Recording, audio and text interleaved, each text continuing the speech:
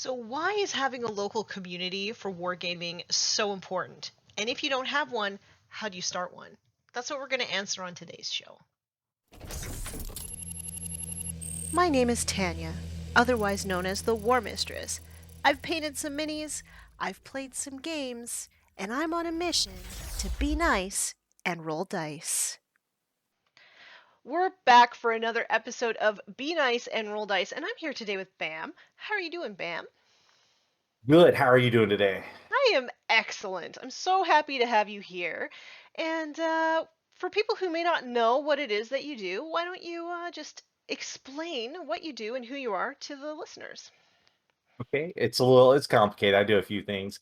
Predominantly, I do the Flying Monkeys Wargaming Podcast, where if wargaming was easy, it would be your mom. And we we drop episodes every Friday. And that's how I kind of did this was me and my buddies run Flying Monkey Con, which if you don't know what Flying Monkey Con is, it's one of the bigger tournaments in the Midwest. It's in Kansas. We predominantly have it late summer, early fall. It's a major. It's a big old Warhammer 40K event in Kansas. And so we were running the con. We decided to go ahead and start the podcast. We started the podcast. And now I'm starting to do YouTube stuff. So it's just all under the banner of Flying Monkeys Wargaming. I love the hobby. I love miniatures. I love toy soldiers. I love the friends that I make from it. And I've been doing this since 1994. And I don't see any stop signs in the near future. So, especially now that I'm retired from my real job, I can just do toy soldiers and talk to people like the War Mistress online all day. So that's a little bit about me. I love it. So, today we are talking about building healthy wargaming communities. And since you've been in it since 1994, I'm really interested to hear your take on it. But I thought that I would sort of give a little bit about my background with wargaming and wargaming communities so people can understand why it's so important to have healthy wargaming communities. So, I got started in 2012, right? And the reason why I got started so late is because nobody in my household played. I'm not going to say war games because my dad played Risk with me, but Okay. nobody played miniature war games. So, yeah, I just didn't get exposed to it. I didn't know it existed until 2012. And then I started dabbling. So I painted a little bit, I played a little bit, but there was no local group for me to sort of experience the hobby with. And that meant that I had to go to online spaces. So back then it would have been like forums and Facebook groups and all that in order to sort of reach out to other hobbyists and learn more about the hobby and experience more about the hobby. That was sort of why I was so limited. And um, back then, online spaces were not very nice. I will just say they were not very nice, and in particular, they were not very friendly to women or women just getting started, or even women just interested in Warhammer in You're saying particular. it was the wild west of the internet was what you were I'm gonna wading through. say it was Mos Eisley, Okay. actually. Worse than the Wild West, you know. Wretched hive of villainy and scum. Yeah, that's right. So That's right. Um, so I didn't really, so after a few really bad experiences, I just refused to share my hobby with anybody for a really, really long time. So I just sort of painted stuff on my own, played a few games with my husband, and that was basically all that I did until I broke myself playing roller derby and then needed something else to fill that void in my heart and the 20 hours every week in my schedule. Um, and then so about when that happened, my husband started to build a wargaming community. He started like a Facebook group for the local area, and was actually quite shocked at how fast it took off. So after seeing all the things that he did, I also have a little bit of input. But once that community was made and it was healthy and thriving, that really inspired me to get out of the house, face my anxieties, and actually play games with other human beings other than my husband. And let me tell you, that was magic. Because as much as I Yeah, love playing my husband, we get so salty with one another. So, yeah, that that's sort makes of sense. my. I do feel that the online community is a lot different than the in-person community. Hmm. Like, honestly, 100%. I've made so many friends playing this game and getting out in the wild, so to speak. I think you have a better experience sometimes than you do online. 100%. I have not had any bad experiences in person, and my local gaming community is just full of the most amazing people. Good. Um, yeah, and Well, I've actually had some. I have a troll online who calls me a liar because I've said that I've explained in a Facebook group what my bad experiences were, but then he also saw that I have nothing bad to say about my local group, so he's just calling me a liar. But it's oh, because that these two experiences out in the real world and the experiences in the online world are so completely different, that I think this is a really great topic. Have yeah. you ever had a moment where you didn't have like a local gaming community? Well, dude, I honestly, I guess to touch, I also want to say one thing when you get back because I've made some mistakes in my community, and I've not been necessarily a good steward of the hobby a few times in my life, and we can get into that later for various reasons. But I basically got into this game. I was in the United States Army at the time, and a buddy of mine was like, "Hey, want to play Warhammer?" And I was like, "Well, I don't know what Warhammer is." I was an avid comic book dude. I used to go buy RPG miniatures, and I was buying RPG miniatures not because I was playing RPGs, but because I just liked the miniatures and I wanted to paint them. And so I was going and buying like all these little RPG sets, and I was painting up the models. And he was like, "Well, why don't you play this game with me?" And he gave me a couple books. I started reading through it, and I was in love. Like I was like, "Holy crap, this is so cool!" And this is like, it's 1994, so you're talking early internet where forums were kind of the thing to a certain extent. They weren't as popular. A lot of people had America Online and dial up. They didn't have the all-time internet connection like we do now. So a lot of the hobbies were centered around going to the local game store. And I found the local game store up there where I was at Fort Riley. And they had a table in there to play. So him and I started going there and playing, and just kind of, I loved it, and then started coming back home because I was stationed 2.5 hours away from home, and basically a local store owner, I started talking to him about like, "Hey, I'd like to play this. Hey, I'd like to play this."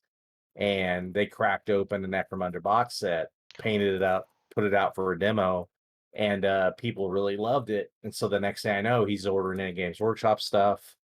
I'm buying my comics there. I'm buying my Games Workshops there. I'm hanging out all day Saturday.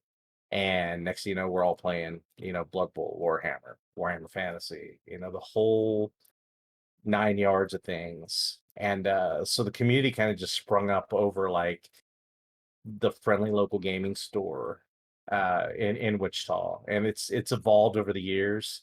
And it's crazy to think, 1994 in 3 years is going to be 30 years. But, now it's funny to watch how people come into the hobby. People will see something about Warhammer 40K on YouTube, online, or see something on the Warhammer community page, and they'll go search out the local Facebook group, which wasn't a thing when I started. So it's amazing to see guys like go join the local group, hit it up, and be like, "Hey, I'm interested in starting orcs. Can anyone offer me advice?" And good, bad, or indifferent, a lot of people will give advice, and they'll be like, "Hey, I'm looking for games. Where can I go?" And people will go in there and talk about either their favorite store where they play, or come over to the house and play.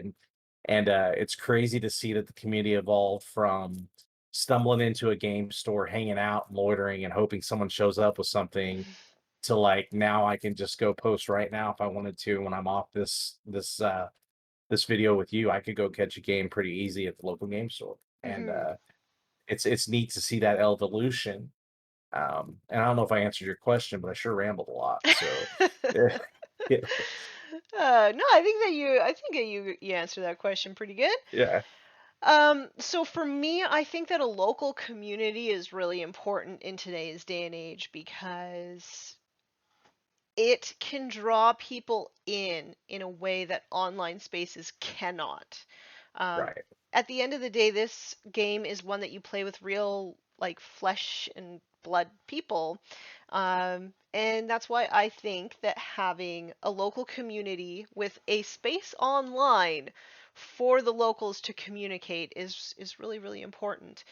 Um, Also, I think that it allows you to sort of manage the image of your local group as well, having a local Facebook group. Um, I think that that sort of brings us into the meat and potatoes of what we're going to talk about, which is how do you go about building a community if you have not had one before? I have a few ideas. Do you have any ideas? I'll let you start since you're the guest. one, my first stop would still be the local game store. Hmm. I think the important thing to realize is like this game is great because you can enjoy the hobby when you're painting, you can enjoy the hobby when you're reading, you can enjoy the hobby when you're YouTubing or whatever. There's all kinds of ways you can express this solo. But the way I think it all comes together is if you're across the table face to face from somebody else, you're forming that relationship. You guys are interacting in that social contract sort of way that you should be in the community. But I think you should start at a local game store. If they have game tables, ask them, if they even are interested in carrying the products first off, and talk to them about maybe if I came up, this game's great. I love it. I know a whole bunch of people play it all around the world. Could I come in here and demo this? Most game stores, I think, at this day and age already know about Games Workshop, already know about Warhammer 40K. So you could skip ahead a few steps. And maybe that game store is simply looking for somebody to run events. Maybe they're simply looking for someone to do a crusade night, or do an RTT on the weekend, or do a hobby painting gathering. There's a lot of ways that you can entertain that store as to helping 40K grow. And I promise you, most of them store owners are overworked, underpaid, Yes. and would welcome the help with you coming in there and being good for the community. So with that being said, you also need to think, am I a good representative of the community? This is where I have made some mistakes because I can be a mealy mouthed asshole sometimes. And when I don't like the way someone behaves or acts, I'm pretty outspoken about it. And I think sometimes we need to be more accepting with others and that their norms might not match yours when you're trying to grow a community, and be more welcoming to people than dismissive or such. And that's one big pitfall I think I fell into is not everybody plays the game exactly the same way you play the game. And they need to feel just as welcome as you do in that shop when you're coordinating or setting up something. And on the other side of that coin, sometimes events just aren't for you. If you're happy playing casual Crusade 40K, that big 40K GT major that's coming to town might not be the spot that you want to go meet the rest of the players, because it's not going to be the play experience that you're used to. So It's you funny that should, you mention this because I'm actually working on an article about this very topic. I, I am. Yes, yes, I am submitting it for review in a couple days, so it's really funny that you bring that up. But if that is the case and like competitive events are not for you, then I think that it's really important, especially if you feel like the community is sort of rallying around competitive events. I think that it is really important then to maybe think about running a crusade event or a league or something like that, like taking that initiative to engage with your community, because I guarantee you that a lot of those people who are at that tournament are not as competitive as you think, and you also like your event would also appeal to those people. um, I think that most people, because like it's a spectrum between narrative and competitive, right? There are people who exist at like the very, very far ends of the spectrum, but I think that most players are somewhere in between, right? Right. So I think that even if you are like on the far narrative side of that spectrum, I think that you might be shocked at how many people you would find very receptive to the idea of playing in a more narrative fashion, especially if it was an organized event where they just had to basically pay some money and show up. Yeah. And I Because, do think that there are people that will be at that there are people that will be at that 40K GT because they simply just want to play Warhammer. And they that's don't care if they me. lose and they don't care if they lose 5 or 6 games and get booed out the door, I do but care if I they're lose all my games, though. okay. Well, usually water finds its own levels, so usually around 5 or 6 you might get at least one of those in there. So I'm a solid 2 wins, 3 losses kind of player. I'm not. I'm working to get to the winning record of 3 wins, 2 losses. well, very good. I'm proud of you. So I've only been to 2 ITC tournaments before like the COVID hit, and I've been to 2 non-ITC tournaments. So, you know, I'm well, seeing I'm but seeing gains. the key to I think the key to surviving that though is like we talked about managing your expectations. Having this discussion with you when you walk into there, you're not going to be a pariah on the community because you're going in there with the expectations that like, listen, I know that all these guys in here are used to kicking each other's teeth in, and I use guys in a non-gender manner. So, guys and gals are Dudes, going in there. Yeah, dudes. A dude can be anybody. So all that's these right. dudes are in here. The probably 20% of them are there to try and win the event. There's a good 60% in the middle that want a winning record when they walk out, and they're going to try their best to get that winning record. And then there's the other 20% that's there just for, beer and popcorn. That's like whatever happens this weekend happens. I get 2 days out of the house to go push these toy soldiers around the table. And once you figure out where you fall in that pecking order, you should manage your expectations when you go to these events and Mhm. and adjust accordingly. Mhm. So Mhm. but I do think it's our job as community leaders to kind of recognize and see when people or where people fall and do our best to help and accommodate them at a level that they're comfortable with, Mhm. especially if you want to see it grow long term. Mhm. Mhm. I think too, and I've noticed this because I've noticed other people try to start up communities for other gaming systems. Um, and I've noticed that a lot of times they fail to build a community because they're not active within the community themselves. Like they have Right. this idea that like, oh, I want to play this game, nobody else plays it here, but I'm not going to post like regular content. I'm not going to offer to play games and like provide armies for people to like demo this game. I think that for me, the number one thing in building a community is that you have to be, you in particular, if you want to build this community, you have to be particularly active in it. Right. And that's part of it. I think most people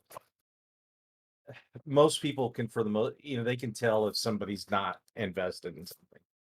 And most people don't want to put a skin in something they don't think is worth getting into. And if you've demonstrated that whatever is going on is not significant for you to show up consistently, like if you set up a Tuesday night event thing and everybody's supposed to be there on Tuesday night for this event, and you show up to the first two and you flake out the next three, and then you show up at the one after that and you go, why is nobody here?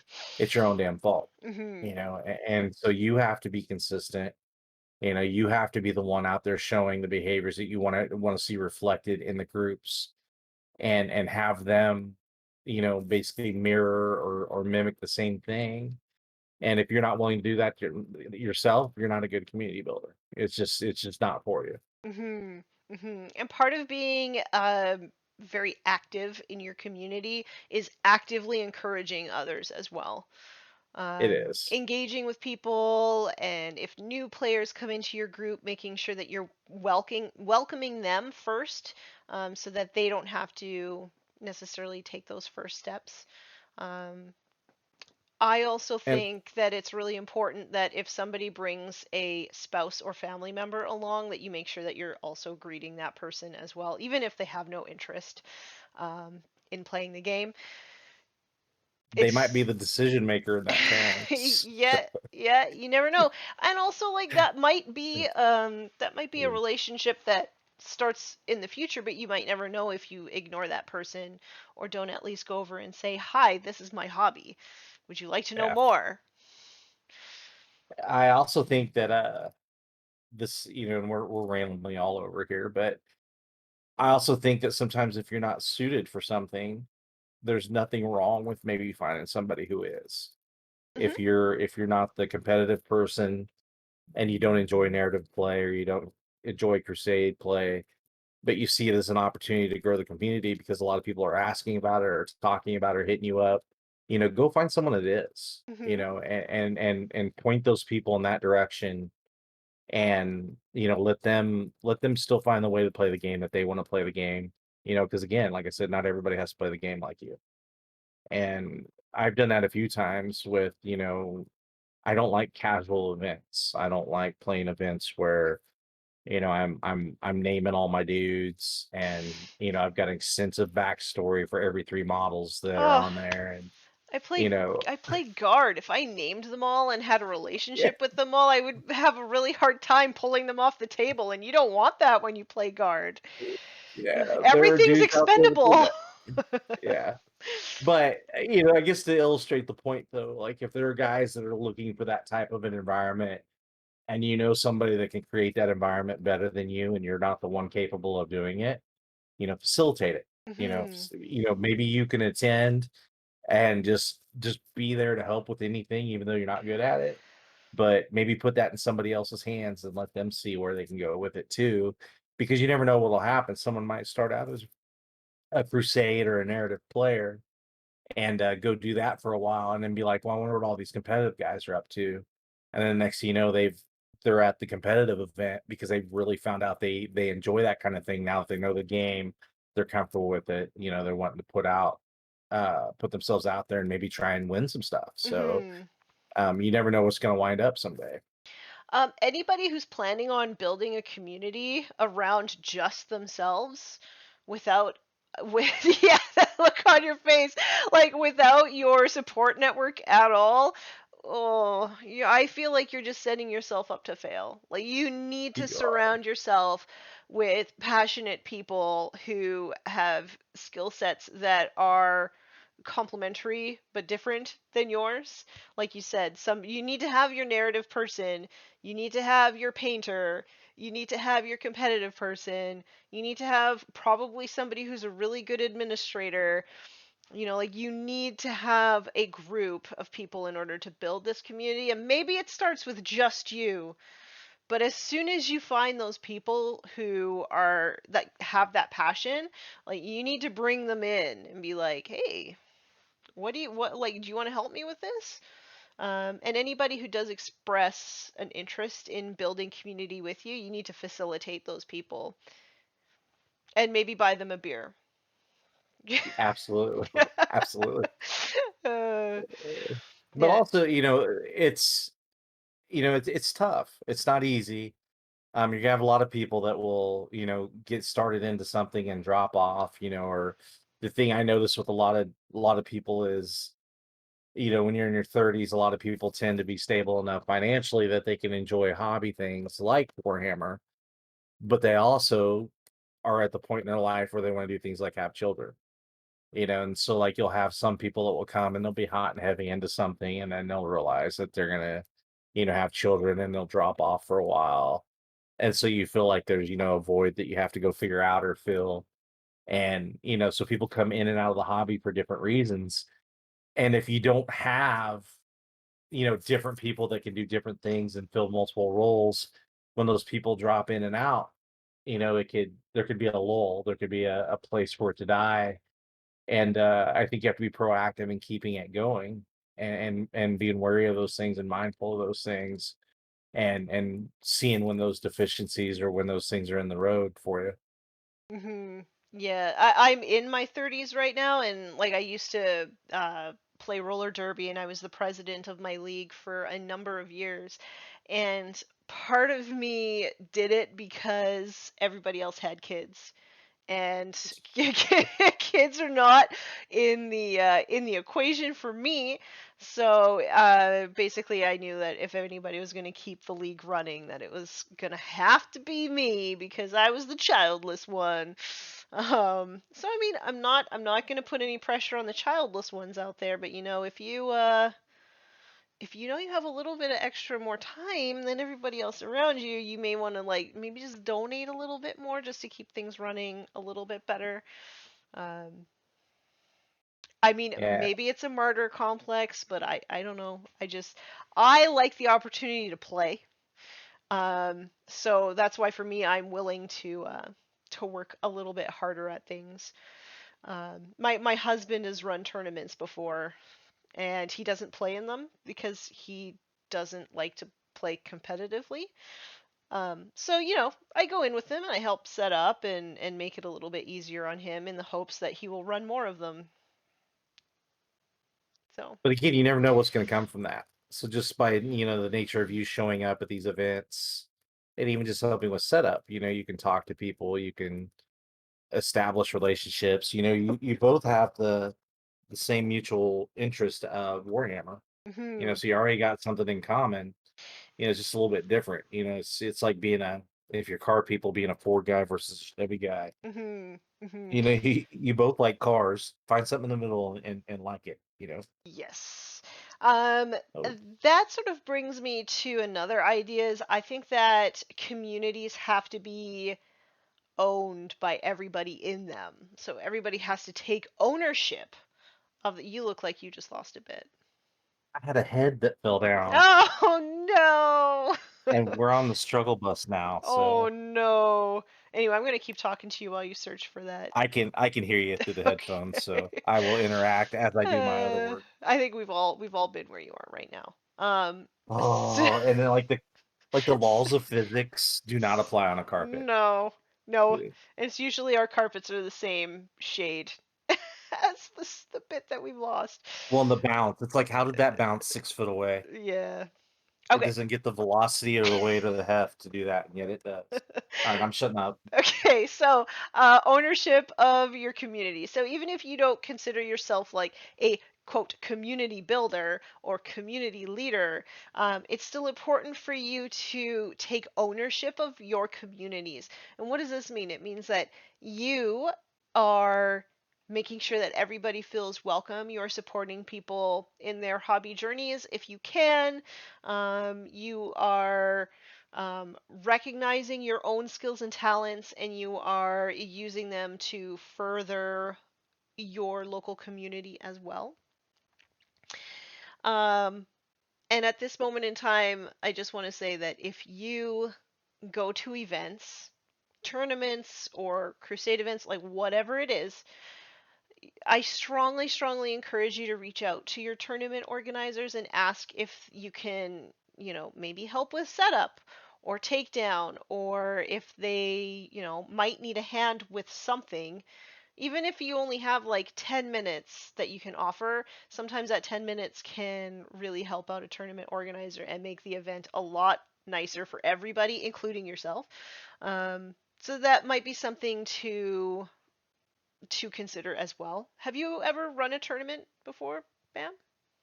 I have ran a major. I run one of the Ooh. biggest events in the Midwest. So every year, me and my buddies do Flying Monkey Con, and we're going off in August. And I looked at tickets last night, and we're in the 60s. So Ooh. we're That's hoping decent. it is. We're hoping to get over 100 this year. Wow. And if we can get over 100, I'll be really, really happy about that. So if somebody came to you as a tournament organizer and said, "You know what? I've got 10 minutes that I can offer you every week. What can I do for you?" Would you be able to put them to work? I would have them building terrain, and building terrain. So, yes, Uh, absolutely. And the thing is too is like our team, there's also sub communities within communities. And like our team will show up and we'll have terrain day for the con. because our tournament kind of reflects the local community, and they want to put a good foot forward and show what we're made of and what we can do. And so they'll absolutely, show up and try and help do things like terrain days because they want, to represent the local community well. They want to represent us in a way that, they can be proud of our local group. So they'll come in and, help whenever we need to help, and usually throwing a little barbecue and having a little beer, and next thing you know, you're getting terrain built. I actually don't like I don't mind building terrain, so I feel like I'd be okay with that. That wouldn't even feel Yeah. like work, right? Well, if it does until you're getting, 30, 40, 50 tables in, Yeah, I could see that for sure. all of a sudden the dynamic changes a little bit. Yeah.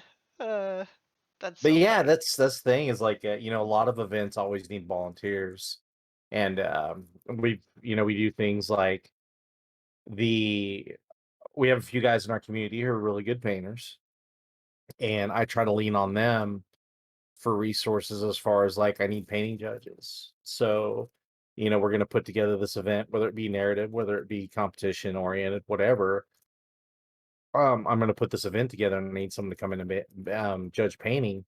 Hey, are you free this weekend? Can you mind coming down and judging the armies? Mhm. And and it gets the guys that just don't want to play, but they're really excellent painters involved with the competitive guys or the narrative guys. And um and a lot of them really appreciate it because you're basically in a way saying like, hey, this dude's the subject matter expert, and being appreciative of his painting. And so that kind of endears him into whatever you're trying to build, him or her into whatever you're trying to build. And so that's a good way to establish some relationships too that might not be traditional, let's just meet in my garage every Saturday and game relationships. So Mhm. Mhm. Okay. So I wanted to touch on one other thing. And so you've built this amazing community. It's full of supportive people, and you're really proud of it. It's really going places. But then all of a sudden, you have like that guy, or you've got a gatekeeper, or something like that. How do you suggest dealing with it?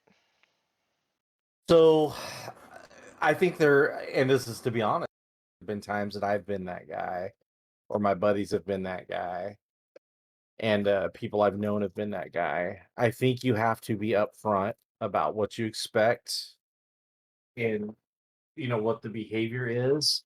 And I think you need to be not afraid to communicate. One, I think a lot of these issues are created because people basically are afraid to relay their feelings, so they're afraid to talk about what's going on. And I think with anything, if you can't meet the expectation of being willing to communicate about what's bothering you, you can't expect the problem to be solved. And if you have someone that's repeatedly that guy, it might take someone in the community that's either, a strong person or trusted to go and say, hey, look, buddy, this is kind of the norm. This is what's been happening. We would love to have you around still. Can we fix this? And either A, we can fix the behavior, or B, we can't fix the behavior. Mhm. I think cheating is one that's hard to get over sometimes. I don't think it's impossible to get over, but I do think it's a long road to hoe, getting back into good graces if you've been identified or caught as a cheater. Mhm. And it's, and the thing like that is are you willing to let someone continue to cheat in your community? Because one day you're going to turn around and everybody's going to be sick of playing because the guy that cheats all the time takes advantage of them and nobody stood up or did anything about it. So Mhm. you need to take action. And if you're one of the people that founded this community or helped grow this community, and you have someone that's doing these horrible things, and everybody uses the word toxic now, but that is what it is. It's toxic at the end of the day. You need to be the one that's willing to step up and say, hey, we're not going to do that here. We'd love to have you around. We need to fix the behavior. You just can't be around. Mhm. And I've banned people from events. I've banned people from, like league night because they were volatile. Mhm. We had a guy that no matter what level of game he got, whether it be someone that just walked in the door with their freshly painted Ultramarines that they've never played many games, or the guy that's been around the hobby for 20 years has got 4 or 5 well painted armies at home. This guy consistently had problems with them. And he was being a burden at league night. He was being volatile to people at league night. Every confrontation, he tended to be standing in the center of it. And I finally had to tell him he's not welcome anymore. Mhm. And it was not calm and collected in a nice discussion because he blew up. But again, I had to go because the last straw for me was he was playing a new player Mm. and he was screaming at the new player about how slow he was playing. And I'm No. like, this is like this dude's, first his 6th or 5th Warhammer game. You've been playing this game around here for 10 or 15 years. Mm. You need to be understanding of that and be chill, especially at a league night. You're not going to win a big trophy here on a Mhm. Wednesday night. You're just playing a game of 40K, chill out. And like he couldn't grasp the concept. Yeah. And so we asked him to leave. I asked him to leave league night. And what's funny is I had people come up to me after the fact, outside of league, in private, and tell me they appreciated me telling him he's not allowed back. Mhm. And league night has been like a breeze now. It's been calm. Everybody gets along, and it's absolutely has like a different vibe to it now because we bounced the one shithead. Yeah. And so sometimes it might be painful, it might be difficult, it might be hard to do, but you might be the person that has to stand up and say, we're not going to allow this within our group and our community anymore. Yeah. And hopefully the person adapts. And if they don't, they don't have to be there. Yeah. So I do like I'm usually that person. uh it's just it's in my personality to mama bear the community, right? And the way I look at it is if this if this confrontation makes it so that this one person doesn't like me, or maybe they tell their few friends, and their few friends don't like me, I feel like I'm okay with that if it saves the community. yeah. That's how I feel. I also feel like you can't let things slide, right? So like if somebody makes a crappy comment, um uh even just once, or they do something really crappy and toxic, like you say, once, I think it has to be addressed then and there. Like there can't be any like, oh well, should we, shouldn't we? No, no, you should say something. I'm not saying that at that point necessarily you tell them to, you know, get out, but it is a conversation that needs to happen immediately. As soon as you let things sort of slide, or you let things yeah, I don't even know the correct term, but if you let them slide even once, people sort of see that as like you might be willing to let them slide every time. um Yeah. We might differ a little bit here.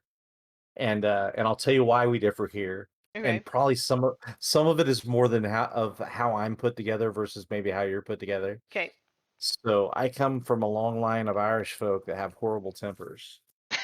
And Okay. uh and I spent a lot of time as a young man trying to maintain mastery of that temper. Okay. And sometimes my immediate words or my in a situation words are not words that a calm, cool, and thought out me would be. Okay. And so sometimes I will see something happen or I see something occur, and I will let it happen as long as like no babies are getting harmed and no cars are running in the street poles. I'll let it go, Yeah. and then I'll take time to like digest the information, think about it, and then go back later and touch on it. And let me tell you why I feel that's important. So my tournament, if you're big on the competitive scene, we've bounced some notorious cheaters from our event that's caused, the internet to get in dust ups before. And so we have no problems with telling a guy who's a known cheater or someone who's loose and fast with the rules if they get caught that you're just not welcome, you need to go and maybe come back and try it again next year. And last year at our event, my Facebook was blowing up, my messages were blowing up, and I had no idea what the hell was going on because I was walking around being, the A mayor of TO? my event, Yeah. and and someone was accused of cheating on the stream, and Mm. I was sent clips from the Twitch stream Mhm. from the event, and I go over to the table and I look and try and see what's going on, and I'm looking at it, and sure as shit, it looks like this guy cheated and moved models that he shouldn't have moved. Mhm. And I got everybody on the internet telling me that this guy moved models he shouldn't have moved, and this is the timestamp, blah blah blah blah. And I went and thought, I'm just going to go watch the video. The game's not going to be over in the next 5 minutes. If he's cheating, I got to pull him from the game anyway. So it doesn't matter if it plays for another, how many ever minutes. Mhm. And I went out in the hallway and I watched the whole Twitch stream with my buddy. And sure as shit, at some point in time, because they were up on this little podium thing, the table got banged, all the models got moved, Mm. and the guy was legitimately moving models back to where they should have been pre-table bounce. Mhm. And it was clear that's what the guy was doing. But a lot of people were not a fan of this dude, so they just basically cheat and throw him out type of Mm. deal. Mhm. And so, and like taking the time and slowing down and weighing the facts and doing my due diligence, I didn't accuse the guy of something he didn't do. Mhm. I did have a talk to him, and I got his side of the story, and I explained to him why I was talking to him about it. And I feel like having a cool and calm head in that situation and letting it ride a little bit can sometimes be okay because I got a good result, you Right, know. but you didn't let it ride, right? Like if there would have actually been cheating, you would have said something. You wouldn't let it slide Correct. once and then say something the next time this person did it. Yeah. And Right? I Which have is what had which is what I kind of mean by like dealing with it right then and there is just like don't if you are the kind of person that needs the cool off, obviously do it or get somebody else. Reach it out to those people who are very good mediators and maybe reach out to them to deal with it. But like, don't let it slide once, yeah. right? And I also sometimes I lean on a couple other buddies in the community, and there'll be an incident or there'll be something that happens, and I'll ask them about it because I like having friends who disagree with me. I know that sounds like a weird thing I to do say in too. today's day and age, but usually if you have a friend who's philosophically a little bit different than you, they see the world in a different way sometimes, and when they can present that to you, it helps you figure out what's going on there. Hmm. I've got a buddy named Mark, and Mark is definitely geared in the game different towards me. He loves, the terrain, the narrative, a lot of the, I guess, the side of gaming and 40K that I don't like on the tabletop. And so sometimes like I lean on him or I'll ask him questions about situations to get his feedback. And whenever I see like he's drastically far away from where I am on something, it makes me stop and reconsider or revalidate my opinion to see if I truly own it or if I'm right. Hmm. And sometimes I've had events or we've had situations go on, like at say league night, that like I'll wait till the next day to talk to him about it because I don't want to give him information when I'm heated or when I'm pissed off about something that happened. And if I feel that him and I can have a calm, cool, collected conversation about it and I can get his take on it, Hmm. then I can go back and address it in a manner that I think is fair because not everybody agrees with me and I'm not king of the world. Yeah. So that might be a better way of explaining what I was trying to say. So I think they were kind of like on the same page, yeah. basically. Yeah. But like, yeah, if you need time to cool down, obviously take it. But yeah, I think especially when you hear like problematic language or there's outbursts or something like that, like I really do So think what that what do you call problematic language? racist, Oh, okay. Yeah, transphobic, absolutely. Okay. misogynistic, that kind of thing. If you hear Okay. that, I think it needs to be addressed right away.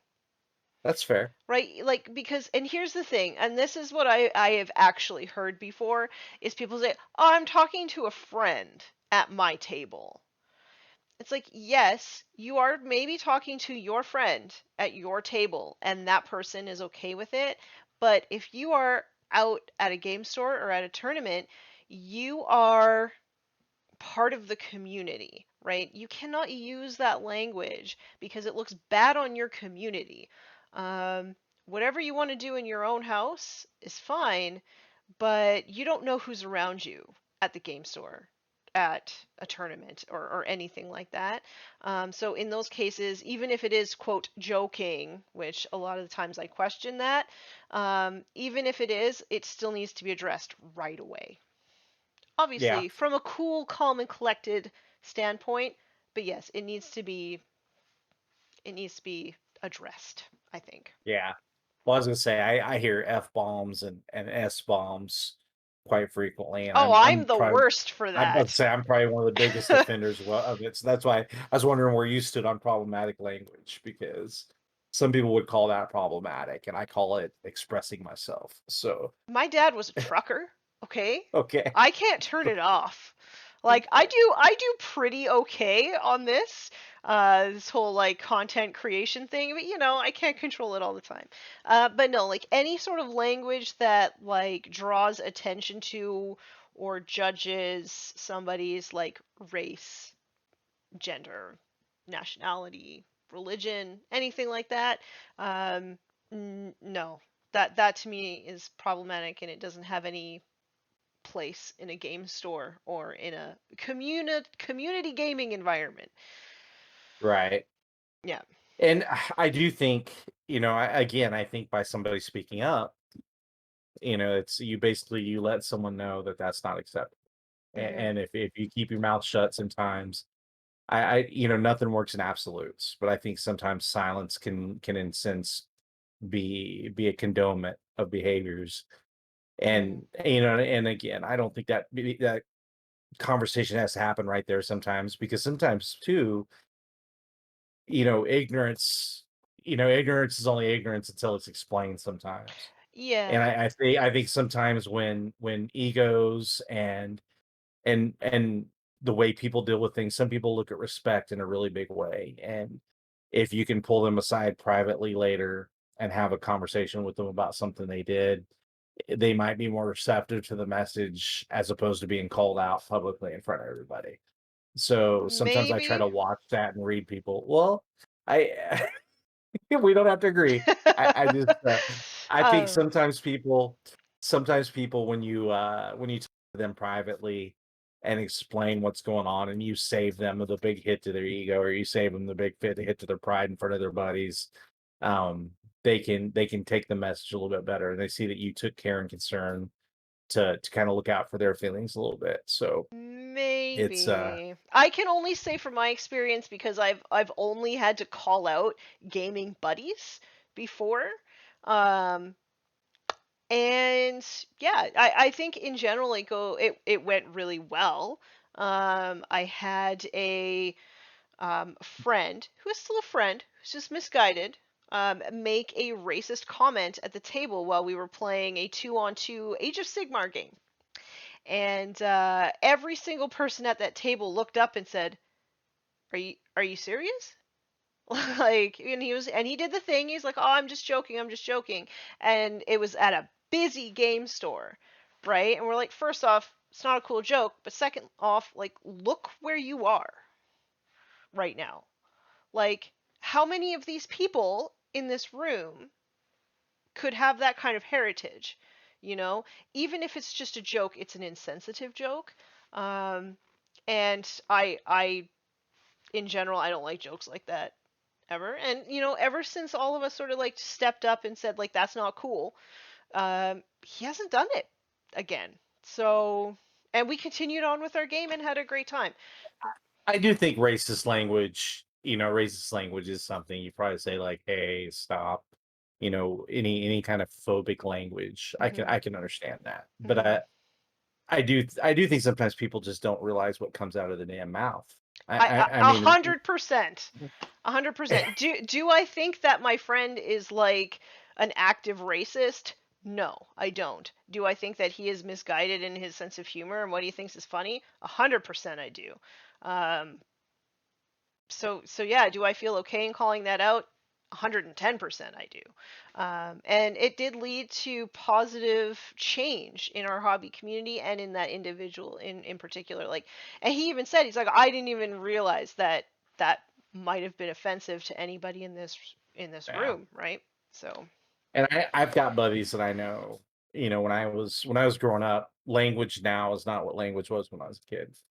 Oh, same, And same.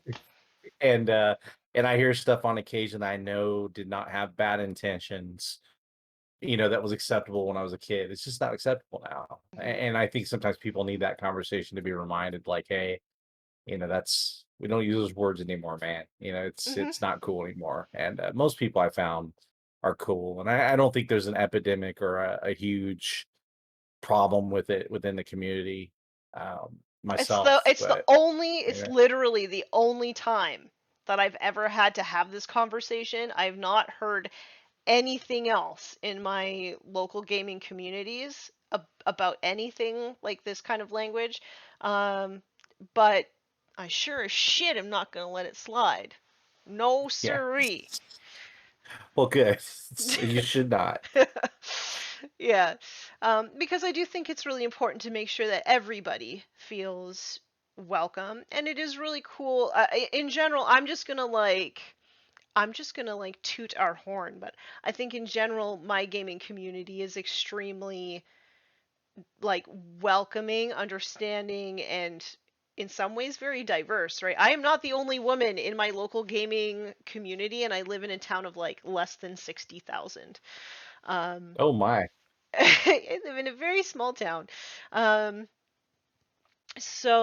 and we have trans people, we have people of color, and like we all come together and have a really awesome time when we can play at the game Good. store. Yeah, but We have yeah, I'm in general, I'm of the opinion that like it needs to be dealt with quickly. You could give second chances, like I'm all for second chances as well. Um, but like, the expectations have to be set right away. Like as soon as you don't deal with it, well, you let it slide before, you know? It just becomes messy when you try to deal with it later.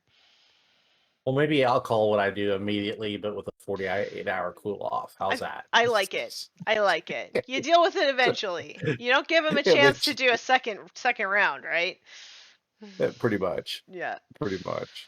Yeah, I love it. So, with that, I feel like I got all my points across. Did you want to put Yeah. anything else in at the end?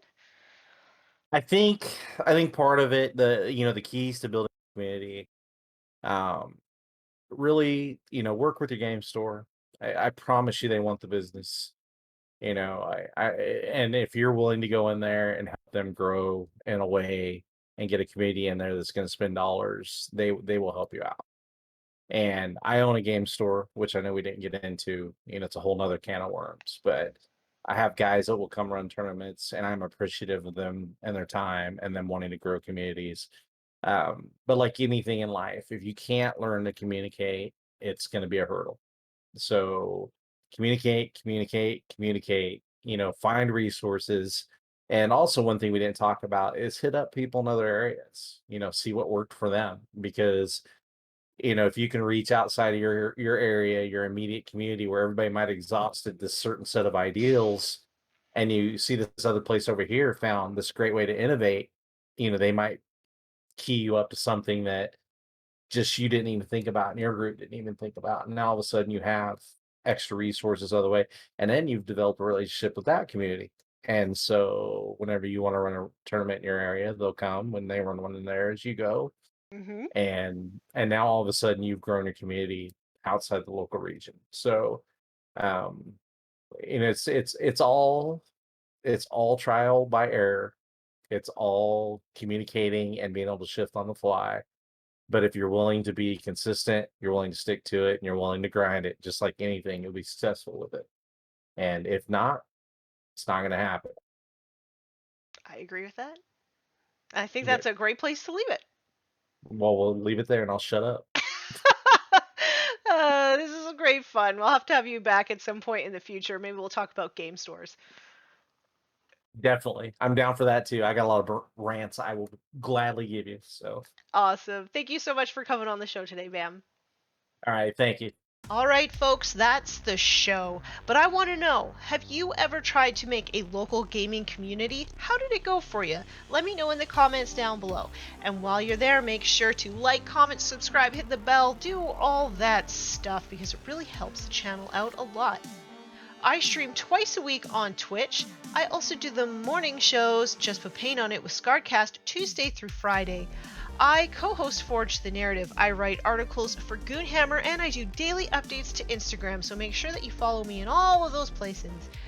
And until next time, everybody, be nice and roll dice.